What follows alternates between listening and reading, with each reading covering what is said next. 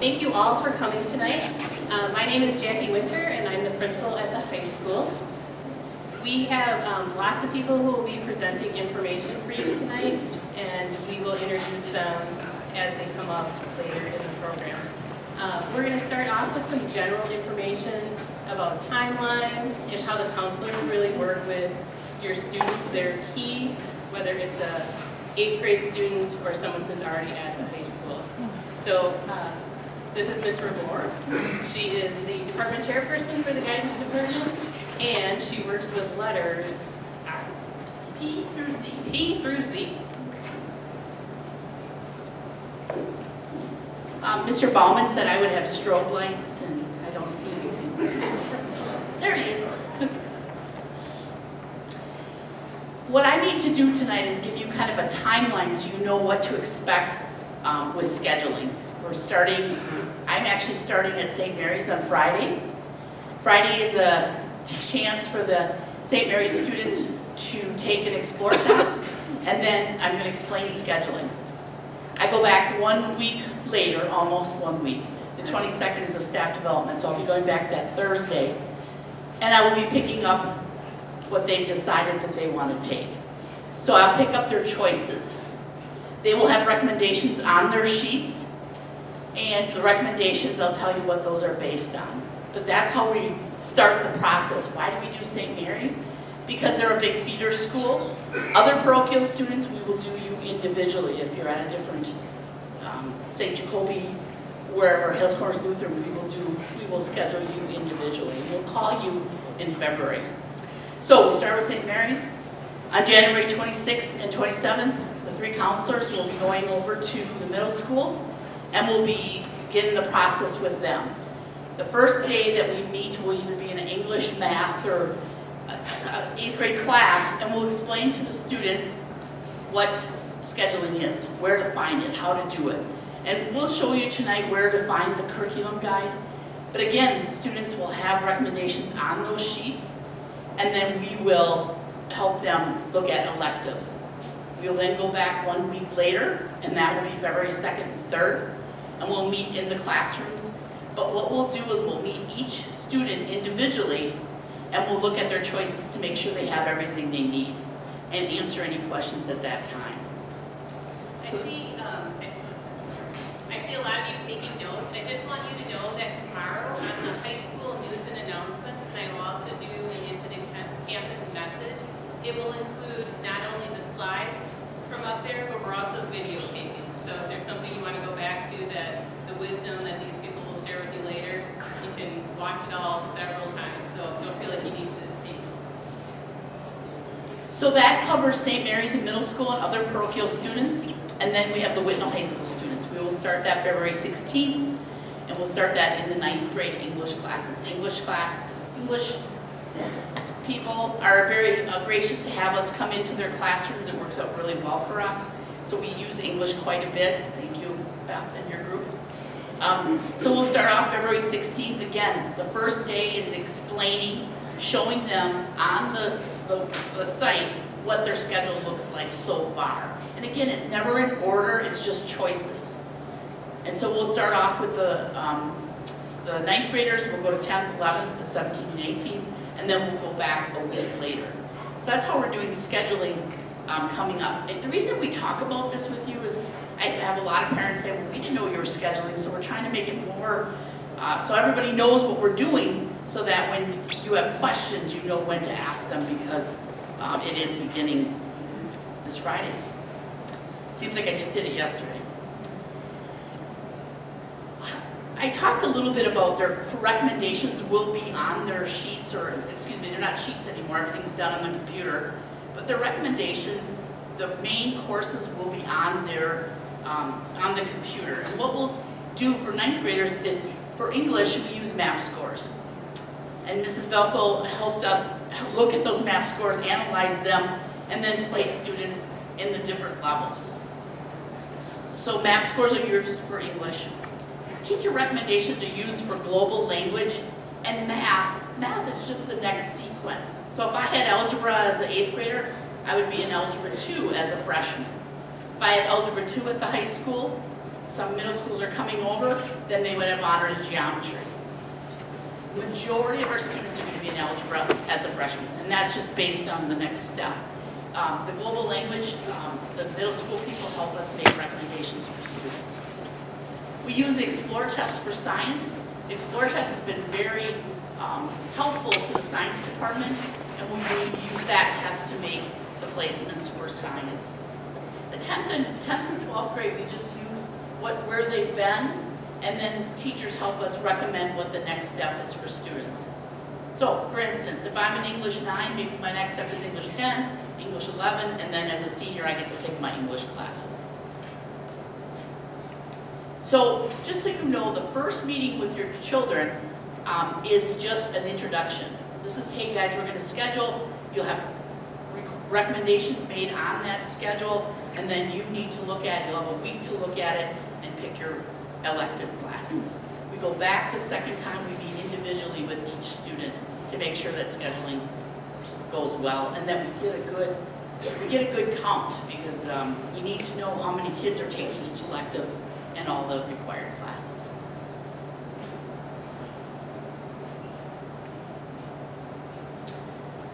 Mrs. Etling is going to speak a little bit about special education. Just wanted all of you to know that I'm Marianne Ellings, department chair and speech language pathologist. For middle school students that will be transitioning to the high school, we are already collaborating with your teachers at the middle school so that we're having discussions about student needs and how best to meet those needs at the high school. There will be a 5:30 session before the 8th grade open house to discuss any concerns you might have or to let you know how special ed works at the high school, and that's on January 28th.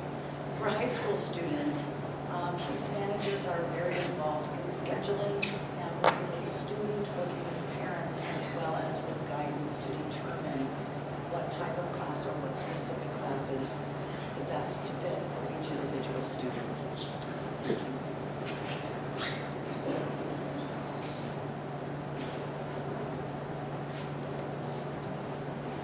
Okay, in a moment, we're going to take you actually to the high school website, and we're going to help you to navigate the location of the curriculum guide and go through some key elements of it. At that time, we're going to allow each member of their department to come up and to show the page that relates to their content area and to highlight the things that they want to about their courses.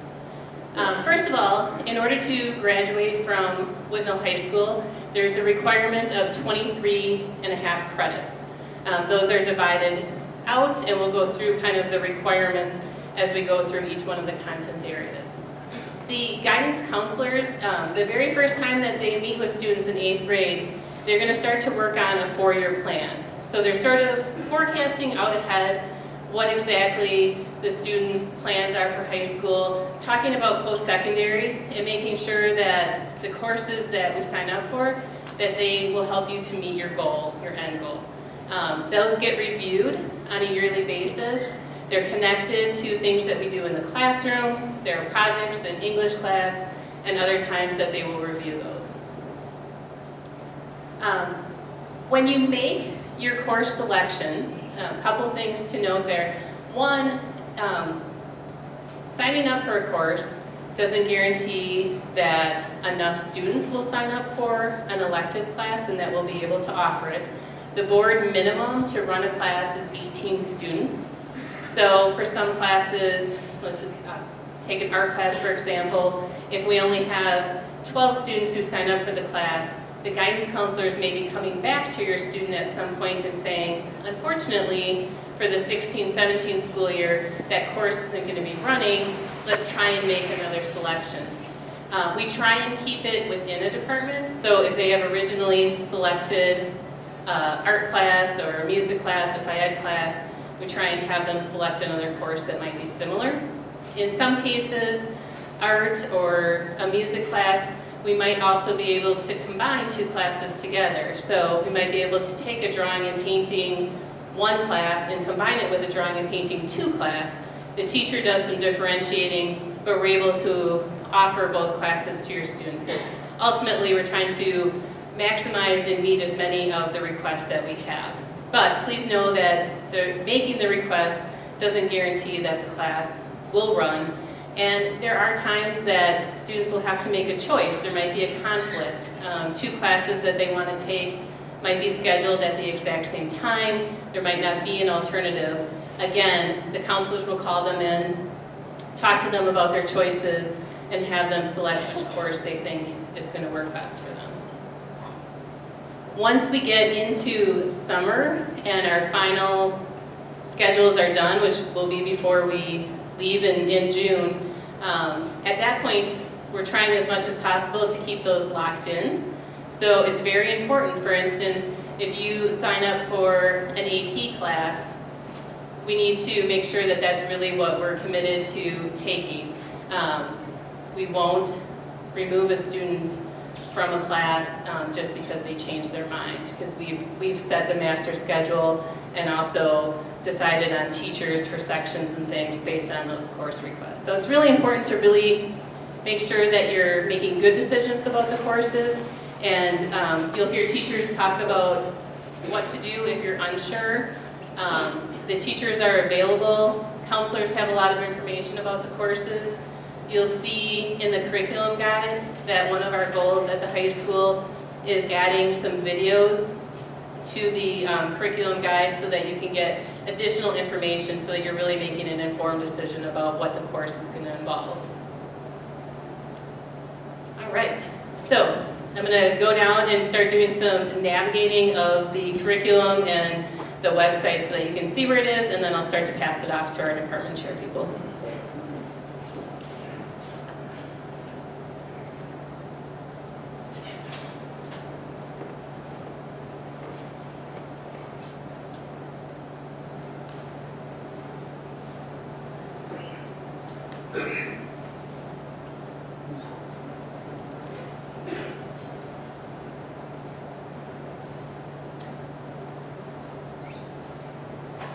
Okay, so when you're on the high school page, the first thing that you're going to do is go to academics, and then you're going to go to the guidance page. While we're here, I'll just point out a couple of things. This is a great spot to come and revisit throughout high school.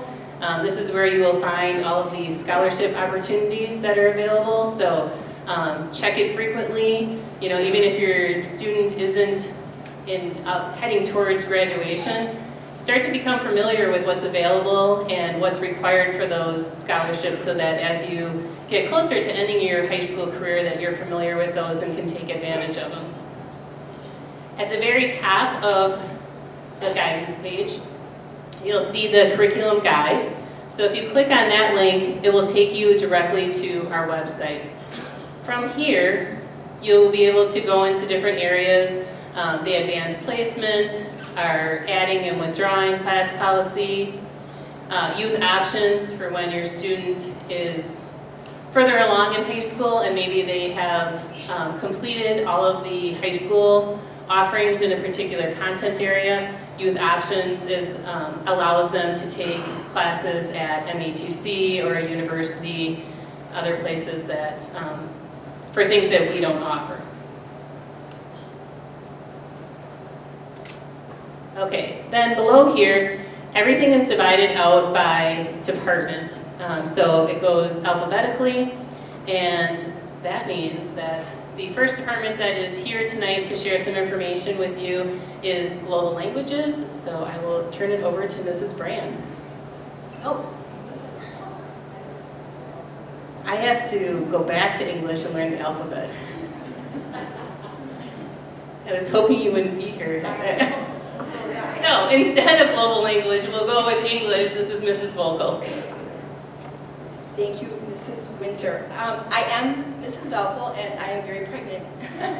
And I'm due any minute, so hopefully this will go fast. This is our English schematic, for lack of a better word. We do offer leveled classes at each of the 9th, 10th, and 11th levels. This is our second year in its program. and we're really very happy with the results. We're able to work with kids at their skill level without as much differentiation within one class period. So if you're an incoming freshman, you'll be placed either recommended for English 9, Advanced English 9, and Honors English 9. Advanced English 9 doesn't mean necessarily that you're really incredibly talented in English. It's our pre-college English. Students who are ahead of the grade levels, maybe they're reading at a 12th grade reading level or working at a 12th grade reading level, that's really what the Honors English 9 is for.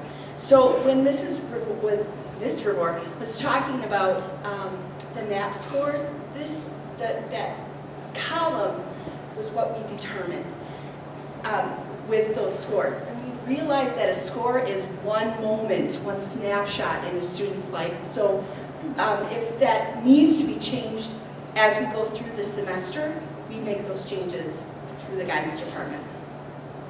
But as we go down, the arrows between mean that if a student really needs more remediation or needs some strengthening of their skills, even if they start in Advanced 9, doesn't mean that they have to go to Advanced 10. They have that option to go to English 10 or even Honors 10. So we allow a lot of movement within the levels. But then our senior year is really where the kids really get a lot of choice. We do have them on an avenue, but they don't have to stick with it. But these are really the courses that are designed for those types of students after they've finished the English 11 level. We offer quite a few, and some of them don't always run. This year we're lucky that all of them are running, but I'd like to just talk a little bit about what PI is. PI stands for Partners in Education, and it's a University of Whitewater course that we teach in conjunction with them. So not only do they get high school credit, but they also get college credit. It's a little different than AP where they don't have to take a test. They automatically get credit for just being in the class as long as they get a passing grade. The problem is, though, is some kids take it without realizing that it is a college level course, so there's quite a lot of rigor. So it's really important that if that's a choice that your son or daughter makes, that they're aware of the fact that it is actually a college class. But I think that's about it. And I'm going to pass it off to Sarah Brand, our Global Language Chairperson. And I'm going to let you do the rest of the I will just note that when you scroll down to the bottom, you'll be able then to look at the specific course descriptions. But every single page will start with a graphic, kind of showing you an overview of the department, and then you scroll down below and you get the more specific description. Good evening.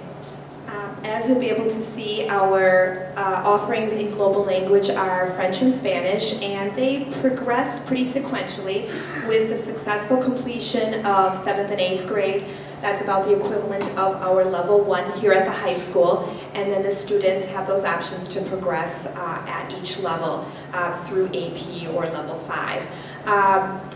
We strongly recommend that the students progress all the way through the program, not only to help them build their skills of interpretive and verbal communication and their writing, but to help them become global citizens after they leave high school. And we have an emphasis, just as the middle school does, on making the language really functional and communicative. So that's very much our emphasis, not as much. We definitely teach the grammatical structures, but not so much as maybe a while ago. Many colleges recommend the 2 years, and sometimes that's their requirement, but it gets a lot more competitive, and so many times we recommend that they progress through and have all 4 years of those languages. Plus, another added bonus is that when the students are preparing to go to college, they have that option to take a placement test at their university, and a lot of times they're able to be placed higher up, not just in an intro level, but higher up, and then if they get a B or better as their grade, they're able to earn retroactive credit, which is very nice financially and sometimes can help them earn additional credits in a much more rapid manner. So that's global language. Now I'm going to turn it over to Mrs. Sato from math. Thank you. Good evening. I'm Mrs. Sarno, and I'm the department chair for math. Okay, we basically have two different levels for the math sequence. If a student in the 8th grade is taking Algebra 1, they then can go to the high school and they can start off with Algebra 2. So you can see that on the far right side. So it's Algebra 2 grade weighted, and then they move on to the geometry, the pre-calculus, and then their senior year they have a choice of either taking the AP calculus or the AP stats. They also can take the regular stats. Then our regular track, they start off with Algebra 1, go to the geometry, then Algebra Trig, and then the pre-calculus and the stats. We do have some movement between the tracks. So in freshman year, if there's a student that excels in the mathematics, but they are in the Algebra 1 track, there is a mechanism in which students can move on over to a track or go from the honors track to the other regular track. So there is some movement, not quite as much as the English or the science, but there is some movement for students to be able to do that. As a freshman, it's really important to start off mathematics with a solid note, because the algebra and the Algebra 2 really carries on throughout the classes. Math is a building subject in which all the skills and the knowledge from one level is required and used for the next level. So both in the Algebra 1 and the Algebra 2, it is really essential that you start off, you learn as much as you can, because that does come back.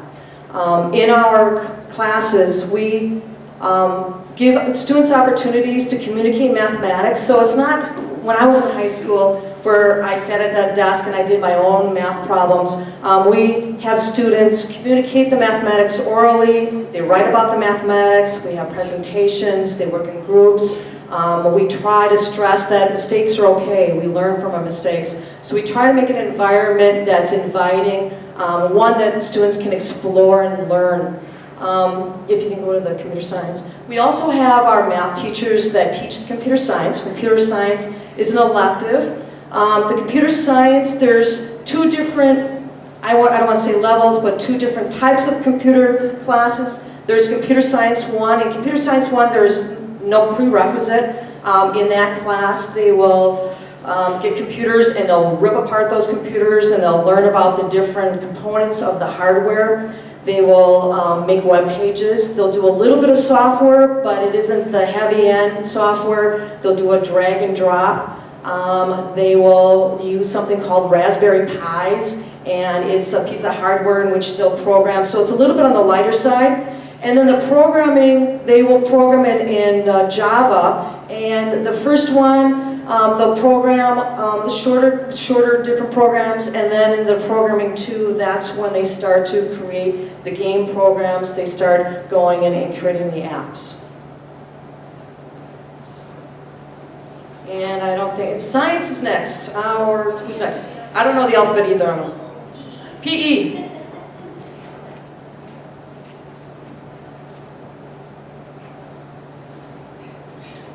Hi, I'm Mrs. Spence, and I'm the Physical Education and Health Curriculum Coordinator for the district. What's really nice about our curriculum, maybe compared to when you were in high school, is we offer a lot of choices for your students. Here at Whitnall, the requirements are a credit and a half for graduation. That equates to 3 different classes. During your freshman year, your child will all take physical education and health, and if you look up here, it is a 0.5 credit of health and a 0.5 credit of physical education. This class is offered every day, all year long, and we just rotate every other day between Phy-Ed and health. So all freshmen will take that class during their freshman year. Then, when they move to sophomore year, or when they so choose as part of their electives and how it fits into their schedule, they have the opportunity to choose from a variety of classes, which include lifetime sports, team and individual sports, elective classes such as yoga and fitness trends and personal wellness, as well as strength and conditioning. Once they take one level in those classes, they have the opportunity to take an advanced course, such as Strength and Conditioning 2, or Team and Individual Sports 2, or Lifetime Sports.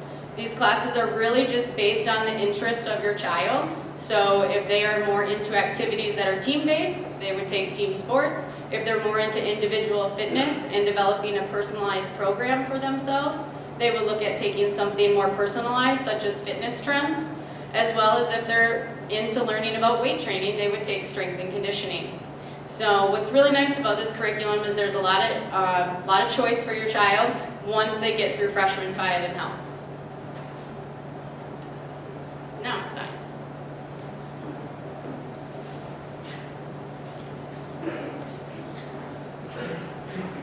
Hi, I'm Jeff Benjamin.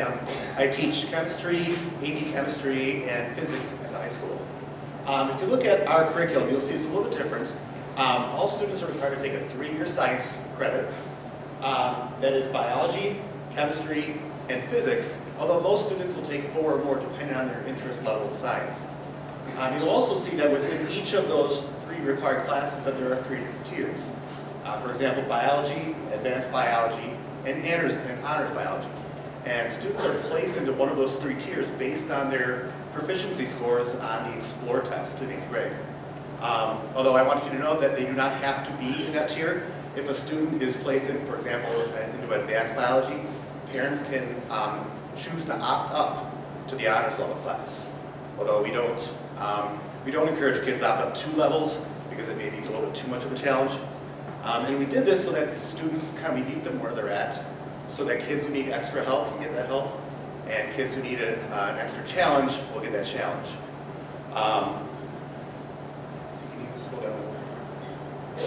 And you'll see below that under each course that there's a link that will do a video, it's usually about 2 minutes, describing kind of what the course is all about. Also, after taking chemistry, there are junior year students that have the option of taking some other classes, AP chemistry, AP biology, anatomy and physiology, and medical terminology. One last thing, you'll see that with 11th grade that there is no honors physics. And that's because instead of honors physics, students will get placed into AP physics. But once again, kids don't have to take an AP class, so if they so choose, they can opt down to advanced physics. But we usually think that where they get placed is where they're best fit. Next is social studies with Mr. Bauman.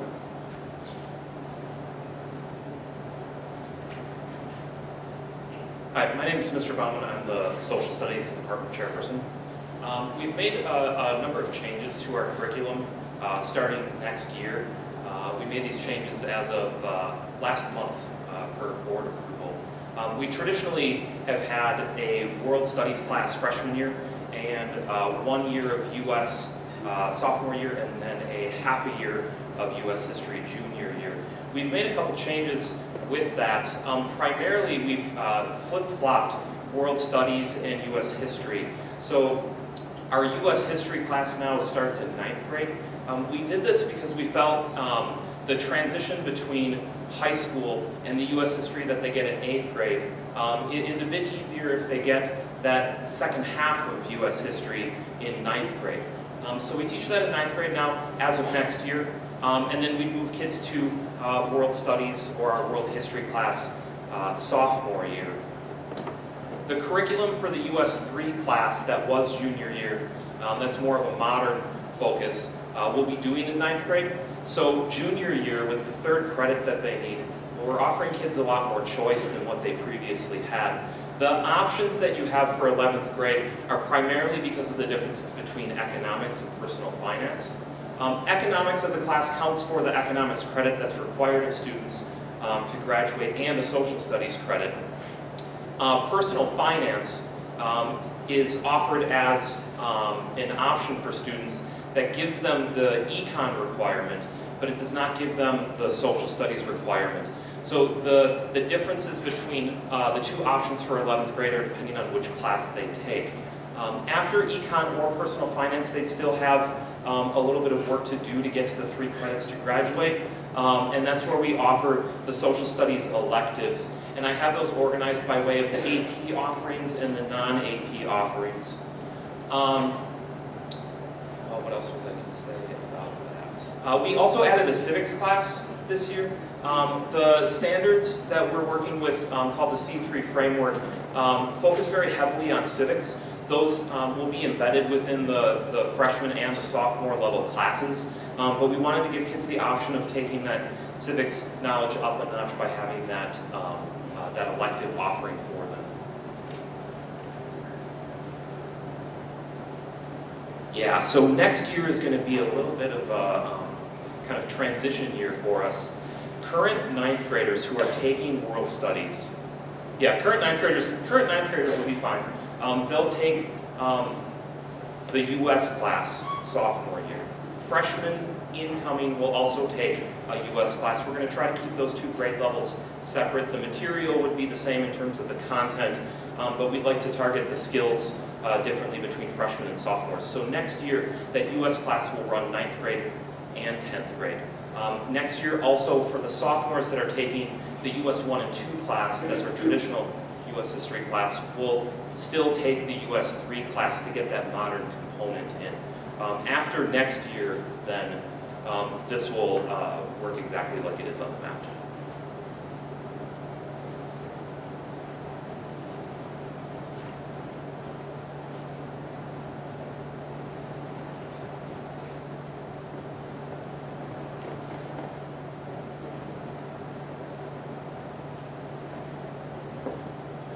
Right under the course offerings, if you could click on that.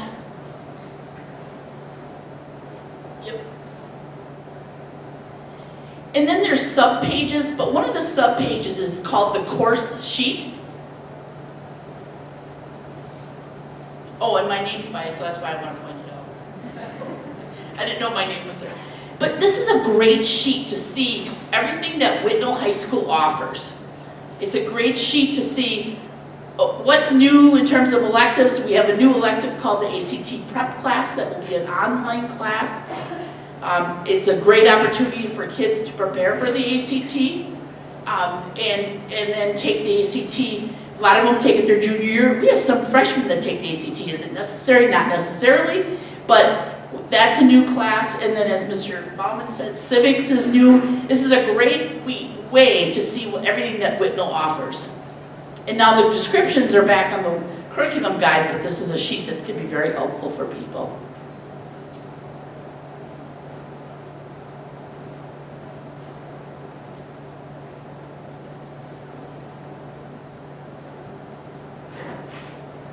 I'm going to go back to the website in a second.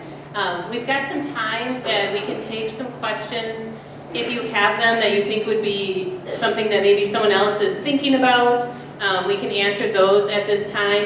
And then after that, as we kind of start to shuffle out, we will all stay around. So if you have a question that is specific to a content area, you can try and figure out if you can remember which teacher that was, and we'll be here as well. If you have questions about content, it's great to go directly to that department chairperson. If you have questions about the scheduling process, feel free. The counselors are available, throughout this whole scheduling process. So don't be afraid to contact Mr. Newman, Mrs. Callender, and Ms. Reward. So, anybody have a question they think would be good for everyone? Yes? The PowerPoint as well as a video of the presentation will go up tomorrow. Yes? How do you register for summer classes was the question. Summer offerings for the high school are rather limited. We mainly work on credit recovery, so if we have a student who failed a required class, we try and make that up before they go to the next school year. Those classes are done online. We meet in the computer lab for 6 weeks. It's self-paced and the pacing of it is really based on your ability and your knowledge and kind of your motivation and dedication to the class. So counselors, if you have a student at the high school, they will be in touch with the students as well as with parents as we kind of close out second semester. They will start to make recommendations and then you will go through the counselor for the sign-up process. We have not had a great deal of success offering other high school classes in summer school, mainly because the time has to be equivalent to a semester class, which means that if you are taking an English class and it's taught in the traditional sense, you are spending 3 to 4 hours here at school every day for 6 weeks, roughly. And that's a big commitment for families to make, and it generally just hasn't run for us. Other questions?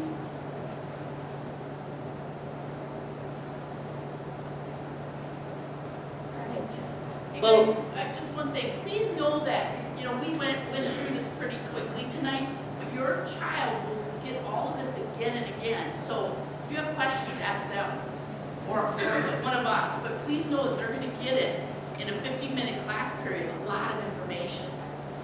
So they're gonna hear it all again, and we'll explain it in a lot more detail to them. We greatly appreciate you guys taking time to come out tonight to learn and visit with us. We will stick around. If you have questions for one of us, please feel free to grab us, and have a good trip home and enjoy the warmth that's out there.